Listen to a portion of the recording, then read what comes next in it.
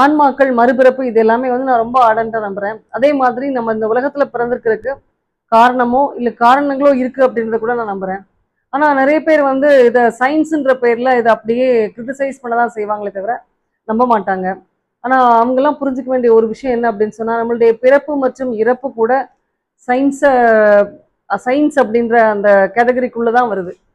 Doctor Brian wise அப்படின்ற ஒரு American psychiatrist, அதாவது மனநல மருத்துவர் மற்றும் மனோதத்துவ நிபுணர், hypnotherapist.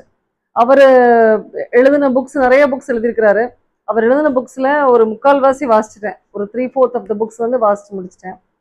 So I have a little understanding about what he tries to tell. இவர்கிட்ட ஆக்சுவலா இவர் வந்து ஹிப்னோதெரப்பி மூலமா பேஷண்ட்ஸ்க்கு வந்து அவருடைய பேஷண்ட்ஸ்க்கு ட்ரீட்மெண்ட் கொடுக்குறாரு. இவர்கிட்ட ஒருத்தரும் இவர் வந்து இந்த கற்பனை கதாபாத்திரம் இல்லை, ஆக்சுவலா அவங்களுக்கு பேர் வந்து கற்பனையா கொடுத்துருக்குறாங்க, ஃபிக்ஷனல் நேம் கொடுத்துருக்குறாங்க. இவங்க பேர் வந்து கேத்தரின். அவங்களுடைய ஒரிஜினல் நேம் என்னன்னு தெரியாது. இவங்க வந்து அவரை வந்து டாக்டர் பிரையன் வைஸை மீட் பண்றதுக்காக வராங்க. ரொம்ப ஆன்ஷியஸா வராங்க. அவங்க வர்றப்பவே வந்து அவங்களுடைய முகத்துல இருந்து அவங்களுடைய பாடி லாங்குவேஜ் எல்லாமே சொல்லுது அவங்க வந்து she is in great distress அப்படின்னு சொல்லி. அவங்களுக்கு சரியான தூக்கம் கிடையாது. ஏதோ ஒரு பெரிய விஷயம் அவங்களை வந்து டிஸ்டர்ப் பண்ணிட்டு இருக்கு. And she wanted remedy. இந்த மாதிரி ஒரு சமயத்துல அவங்க வந்து மீட் பண்றப்ப டாக்டர் பிரையன் வைஸ் என்ன பண்றாருன்னா, அவங்களுக்கு ஹிப்னோதெரப்பி மூலமா ட்ரீட் பண்றதுக்கு நிறைய செஷன்ஸ் அரேஞ்ச் பண்றாரு. He is trying to treat her. ஆனா எந்தவித பெரிய மாற்றமும் ஏற்படலை. அவங்களுக்குள்ள இன்னும் ஏதோ ஒரு ஆழமா ஒரு விஷயம், அவங்களால சொல்ல முடியாத ஒரு விஷயம் பாதர் பண்ணுது அப்படின்னு தெரிஞ்சதுக்கு அப்புறம் ஹி ட்ரைட் ஃபார் ரெக்ரெஷன். அதாவது பின்னாடி நோக்கி போறது, அந்த ஹிப்னோதெரப்பிலேயே வந்து பின்னோக்கி போறது. அவங்களுக்கு சின்ன குழந்தையா இருக்கிறப்ப இல்ல அதுக்கும் பின்னாடி ஏதாவது இருக்கா அப்படின்னு தெரிஞ்சுக்கிறதுக்காக ரெக்ரெஷன் பண்றாரு. பண்றப்பதான் அவருக்கு வந்து தெரிய வருது, அவருக்கு நிறைய அதிர்ச்சிகள் காத்திருக்கு.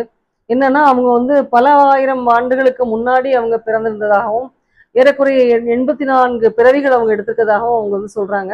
இவரால் நம்ப முடியல. அவங்களுக்கு வந்து அதீத கற்பனை இருக்குதோ அப்படின்னு நினைக்கிறாரு. ஆனா கடைசியில ஒரு இன்சிடென்ட் அவங்க சொல்றாங்க. டாக்டர் பிரையன் வைஸோட குழந்தை, ஆண் குழந்தை வந்து 30 நாட்கள் கூட வாழாம இறந்து போன ஆண் குழந்தையை பத்தி, அது என்ன மாதிரி இறந்து போச்சு, எதுக்காக இறந்து போச்சு அப்படின்றத மட்டும் இல்ல, அவங்களுடைய அப்பா திடீர்னு ஹார்ட் அட்டாக் வந்து இறந்தது, அது எல்லாமே வந்து யாருக்குமே அதிகமா பகிரப்படாத ஒரு விஷயத்த ரொம்ப கிளியரா வந்து அவங்க சொல்றாங்க.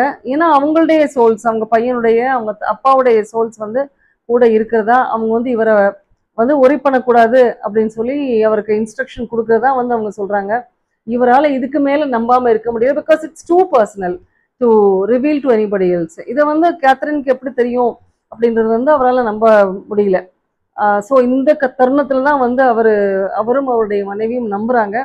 கடைசியில் இவர் வந்து அதை எல்லாத்தையுமே ஒரு ரெக்கார்ட் பண்றாரு, ரைட்டிங்லையும் போடுறாரு. போட்டு he gives a title to it, that's what is many lives many masters. இப்ப கேத்தரின் மட்டும் அவங்க கூட பேசல, அவர்கிட்ட அவங்களுடைய பழைய வாழ்க்கையை பத்தி சொல்லல. கேத்தரின் மூலமாக மாஸ்டர் சோல்ஸ் அப்படின்னு சொல்லக்கூடிய மிக உயர்ந்த உன்னதமான ஆன்மாக்கள் வந்து அவர்கிட்ட நிறைய தகவல்களை ஷேர் பண்றாங்க.